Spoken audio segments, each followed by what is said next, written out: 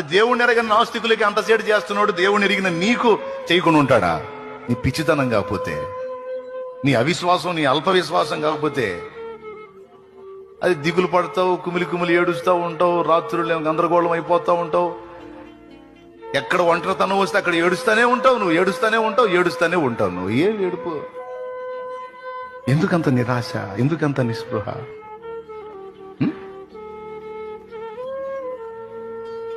నేను పిలిచిన వాడు నమ్మదగిన వాడు కదా, ఆయన చేయి వదిలిపెడతాడా?